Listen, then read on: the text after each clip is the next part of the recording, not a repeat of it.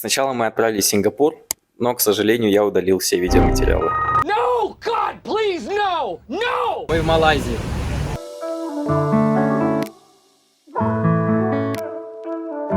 И заселились в такую вот квартиру.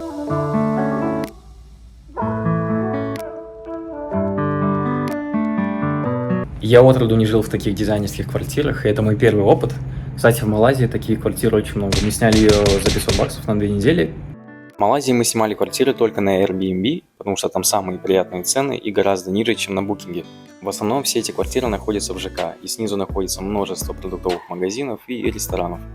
Там же можно купить продукты, но можно и заказать через Grab или Foodpanda. Мы сталкивались с проблемой, что не везде есть кондиционеры, а только вертушки или какие-то вентиляторы. То здесь нас обрадовали с 2 кондиционерами, еще одной вертушкой. Кстати, наша основная цель путешествия – это найти благоприятное место для будущего проживания. Халяй сидеть дома, пора поплавать.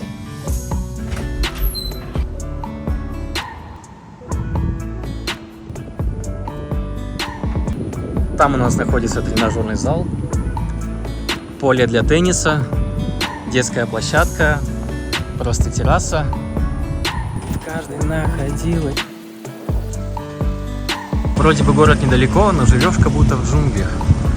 Влажный сезон длится здесь с октября по март, и мы как раз приехали в середине октября и успели с ним хорошо подружиться. Мы попали в сезон муссонных дождей и успели познакомиться со всеми его прелестями. Мне все равно, я заплатил за этот отдых и буду здесь отдыхать.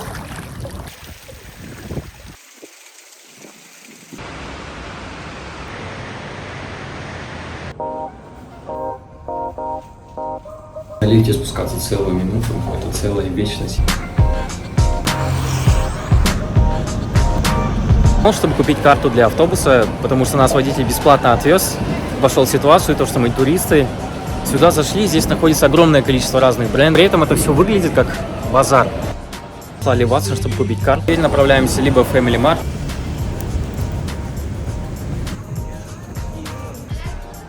Как приятно, когда есть такая упаковка. Сразу заварил, покушал, еще сохранить температуру. Мы сдались и едем на такси. Grab. Сцена реально как будто Малайзия. По сути, Индонезия, но хочет выглядеть как Китай. Снаружи что-то все такое красивое.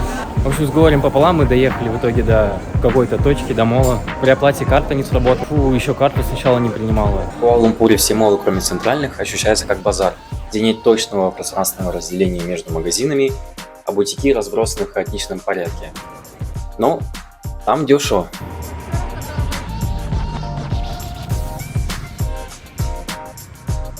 Я люблю тебя.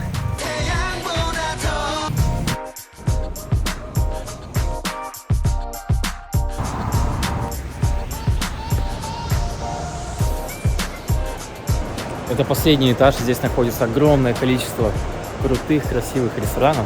В Куала-Лумпуре множество образцов современной архитектуры, в центре которого заседают крупные компании. Сама Малайзия маленькая, как и столица, но при этом с взрывным экономическим потенциалом. Вот это размер. Тысяч.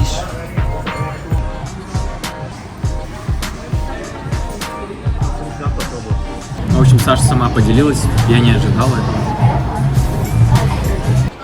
Вот эта вот штука стоит 200 штук.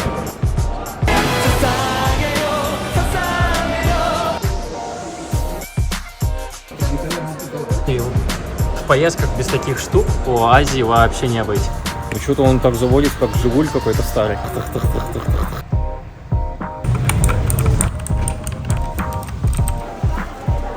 Бэткейв какой прикольный.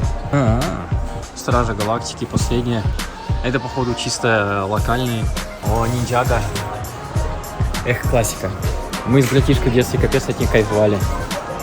О, какая прикольная. Оригинальная? Дома, классно. Ну, это же напоры.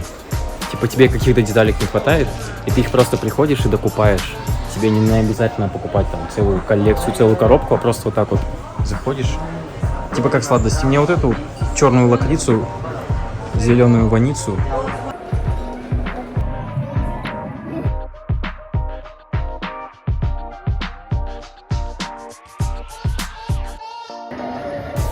И вдруг они полюбили друг друга. В моле близнецов неповторимый выбор премиальных и различных брендов, что говорит о развитости даже фэшн-индустрии, вашему пустому карману и огоньку в глазах второй половинки. Блин, Dior постоянно чем-то поражает. Вот все, к чему они притрагиваются, насчет интерьера, насчет зданий, вообще офигенно выглядит. Dior это реально что-то. Все же этот город не для путешествий и изучения горизонтов мира, а больше для комфортной жизни в мегаполисе. Здесь отлично развита инфраструктура, метро, такси, автобусы, тротуары. В итоге ходить кайф, ездить кайф и еще и высокая эстетичная красота за окном. Как здесь понять вообще, в какие места ходить, если ты только приехал в город? Смотрите, где светятся огоньки, и туда и нужно идти.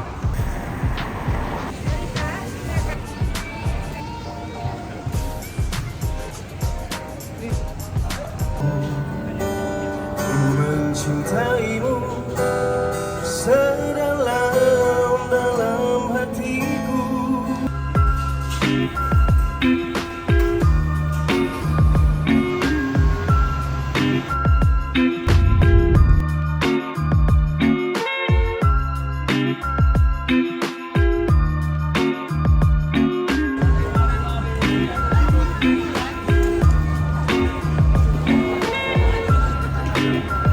Я, конечно, прогуглил, но у меня такое чувство, что мы в китайском районе. И мне кажется, я прав.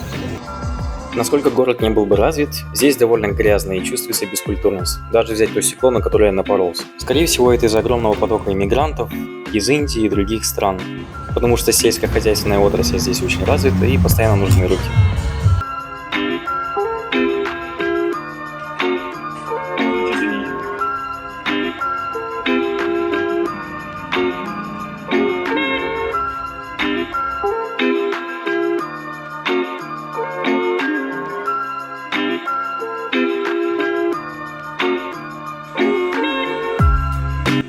Большую часть времени здесь мы тратили на себя, на свое развитие, спорт, изучение навыков. Нужно было до конца разобраться со всеми накопившимися делами, которые никак не подавались из-за увлекательных странствий. Здесь доступны цены на жилье, продукты по стоимости такие же, как и в странах СНГ, даже дешевле. Так что если вы хотите путешествовать здесь, то недели или меньше вам хватит. Но если цель это жить обычную жизнь, то это одна из лучших азиатских стран для этого. И дома я чувствую, меня ждет что-то вкусное даже отсюда. Можно услышать запах.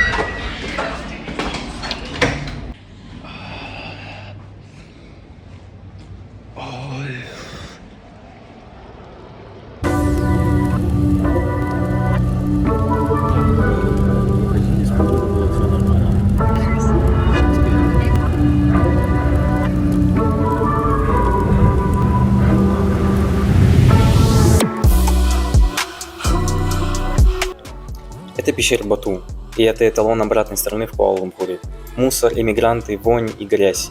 Из-за бесплатного входа контингент людей здесь не фильтруется. И основные челленджи здесь это выжить в огромном потоке людей, взобраться по лестнице и выбраться обратно. Бату это комплекс различных пещер, высота которых составляет 100 метров. Здесь много святилищ, статуй богов и верующих. Изначально создавался как храм бога войны. Вид здесь неповторимый, свисающие сталактиты, которые всегда могут тебя раздавить. Ну из-за которых, скорее всего, и закрылись другие пещеры. Здесь природа все-таки сотворила таинственную и загадочную местность. Ну если всех людей отсюда убрать. В общем, не понимаю, как можно мусорить даже в таком религиозно важном месте.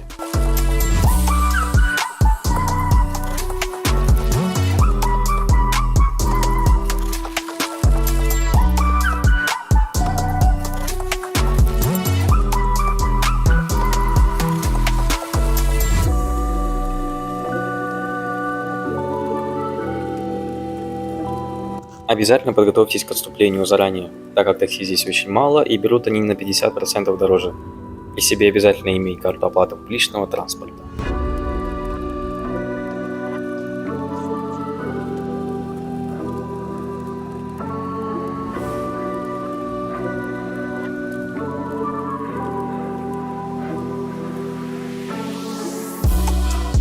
Кстати, а где вы будете отмечать Новый год?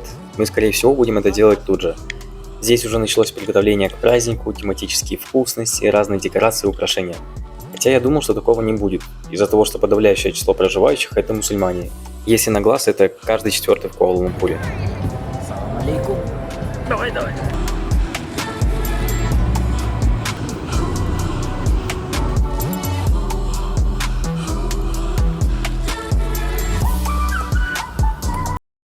На улице апокалипсис, а значит нужно выходить на прогулку.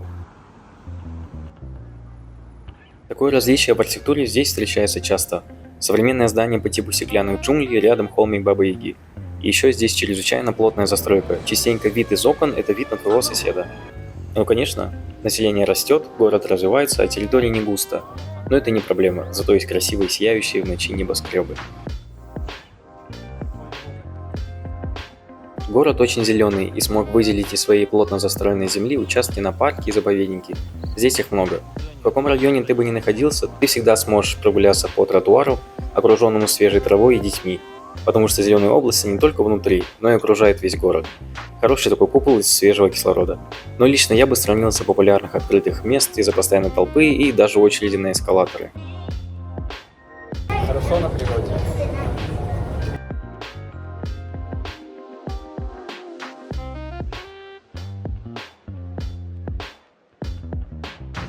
А можно ее проверить? Вчера заходили специальным моб, чтобы найти весы и взвеситься. И вот мы их нашли в Декатлоне. Да, лайфхак тем, у кого маленький рост, можно просто закупаться в детском отделе. К сожалению, я тоже там закупаюсь.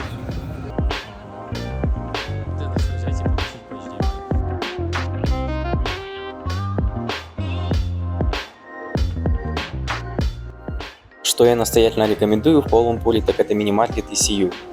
Это по сути замена похода в кафешку или даже в ресторан, если взять замороженную болонезку, конечно.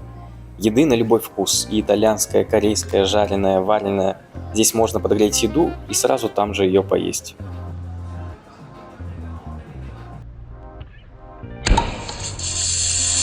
Ну все, пора прощаться, дальше мы едем в Бангкок, а сюда мы обязательно вернемся и расскажем того, чего не рассказали.